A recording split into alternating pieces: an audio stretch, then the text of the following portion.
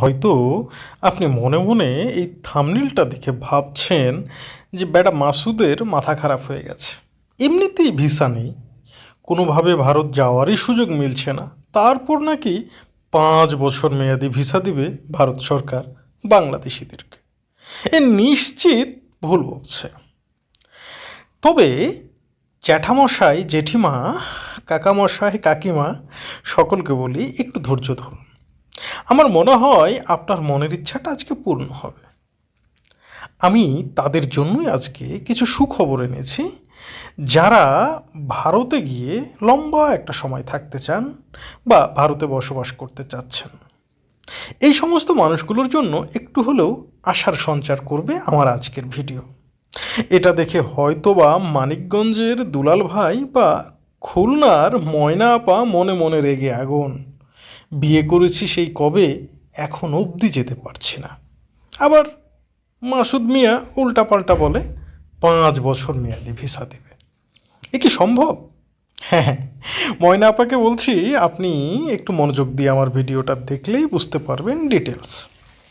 এখন প্রথম কথা হচ্ছে, আসলে কি এমন ধরনের কোনো ভিসা ভারত ইস্যু করছে কিনা বা করবে কিনা। আমি বলছি হ্যাঁ, এমন ধরনের ভিসা ইস্যু করবে, করছে এবং ভবিষ্যতেও করবে। কয়েক ক্যাটাগরি মানুষ পাবেন এই 5 বছর মেয়াদি মাল্টিপল এন্ট্রি ভিসা। কারা কারা পাবেন? তাহলে আসুন প্রথমেই জেনে নিই। পাবেন তারা যারা ভারতে বিয়ে করেছেন, বাংলাদেশি নারী অথবা পুরুষ, যারা হয়তোবা অপেক্ষার প্রহর গুনছেন, দুজনের 4 হাত একত্রিত হয়েছে ডিজিটালি, কিন্তু ফিজিক্যালি আপনারা এখনও মিল মহব্বত করতে পারেননি। কোনো চিন্তা নেই, একটু ধৈর্য ধরুন, আমার ভিডিওটা দেখুন, আমি সব বলে দিচ্ছি। আপনাদেরকে যেটা করতে হবে, যে কোনো একটা ভিসা অন্তত ম্যানেজ করে প্রথমে ভারতে এন্ট্রি নিতে হবে, তারপরেই কিন্তু খেলা শুরু। আপনার ভিসার মেয়াদ যতদিন আছে সেটা থাক, যেহেতু আপনি ফার্স্ট এন্ট্রি করেছেন তা 90 দিন থাকতে পারবেন। তবে 90 দিনের আশা না করে প্রথম দিন থেকেই মাঠে নেমে পড়ুন।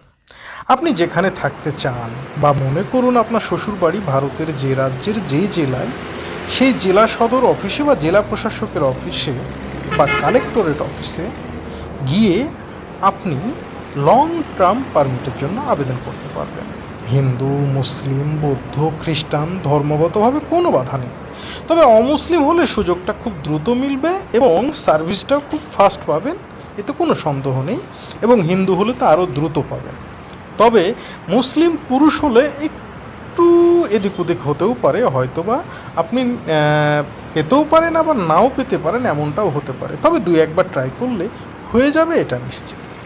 তো তাহলে আপনি যখন বাংলাদেশ থেকে ভারতে যাচ্ছেন যে কোনো একটা ভিসায়, তারপরে আপনি আপনার স্পাউসের সমস্ত ডকুমেন্টস নিয়ে আপনাকে চলে যেতে হবে জেলা প্রশাসক বরাবর এবং স্বরাষ্ট্র মন্ত্রণালয়ের যে কোনো একটা বুথে।